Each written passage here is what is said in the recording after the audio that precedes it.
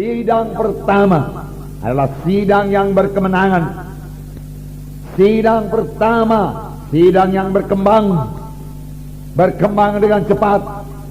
Sidang pertama mengalahkan dunia ini. Sidang pertama, sidang yang berkuasa. Doa mereka berkuasa, pelayanan mereka berkuasa, berita mereka berkuasa. Ini sidang yang pertama. Beritanya sama saja, berita-berita tentang Yesus. Maka sidang akhir zaman juga harus berkuasa, karena Tuhan yang kita sembah, Tuhan yang tidak berubah. Tapi jangan lupa, sidang yang pertama, sidang yang berdoa. Banyak berdoa. Sidang yang pertama tidak jemu-jemu berdoa. Sidang yang pertama tiap-tiap hari berdoa. Mereka menyangka diri mereka berdoa. Mereka suka berdoa.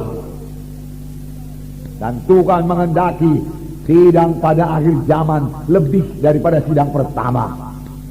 Bukan hanya sama seperti sidang pertama. Kalau sama seperti sidang pertama juga sudah cukup hebat, sudah cukup luar biasa. Tapi firman Tuhan Hagai pasal 2 berkata, kemuliaan rumah yang kemudian lebih besar daripada kemuliaan rumah yang semula. Kemuliaan rumah Tuhan yang kemudian, yaitu gereja Tuhan yang kemudian, gereja akhir zaman, lebih mulia daripada gereja yang mula-mula.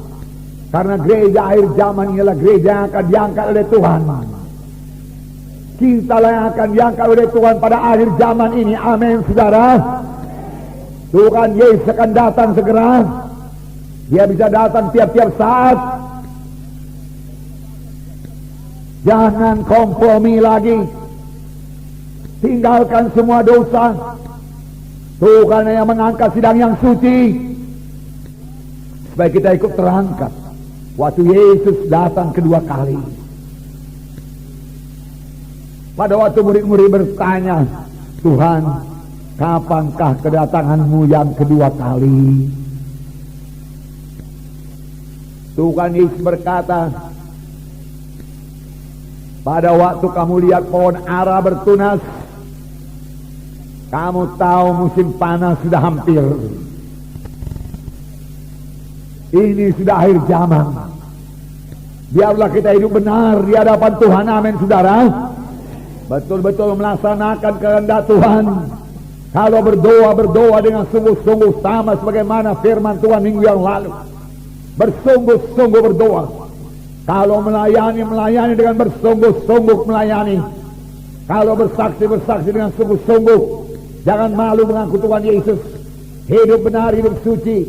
Tinggalkan semua kegelapan, sehingga berkat Tuhan juga tidak terhalang kepada saudara, tidak tersendat-sendat datang kepada saudara. Supaya kutuk dosa dibebaskan dari saudara sekalian. Hidup yang baru, hidup berkemenangan, hidup yang berhasil jadi milik saudara. Yesus mati bukan untuk satu sidang yang lemah. Yesus tidak mati buat sidang yang kompromi. Bukan itu maksud Tuhan. Bukan satu gereja yang plin-plan. Bukan satu gereja yang kompromi dengan kegelapan. Itu bukan kehendak Tuhan.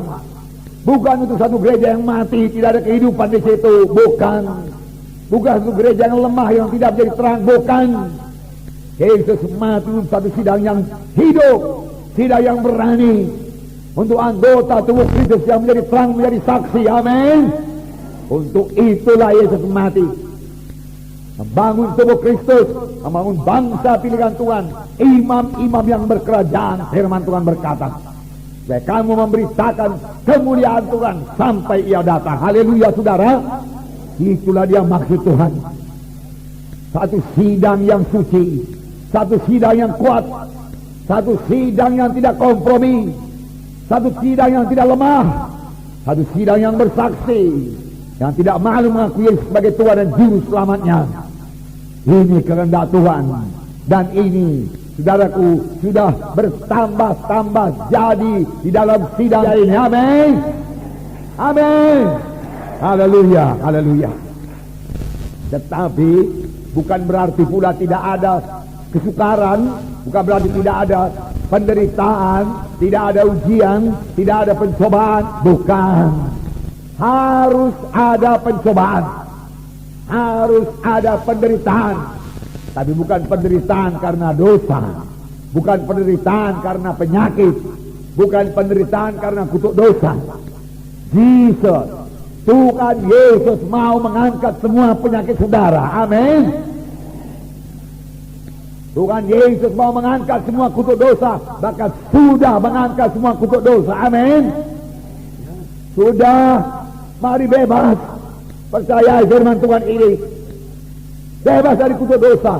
Supaya anak cucu saudara juga bebas daripada kutuk dosa. Itu yang menghambat kita maju. Kutuk dosa yang menghambat kita untuk keberkatan. Karena kutuk dosa dari dosa. Kalau dari dosa dari setan, setan tidak suka anak Tuhan keberkatan. Mari maju dalam Tuhan. Jadi ada ujian, ada pencobaan, tapi dalam pencobaan itu kita berserah, bersandar kepada Tuhan. Amin.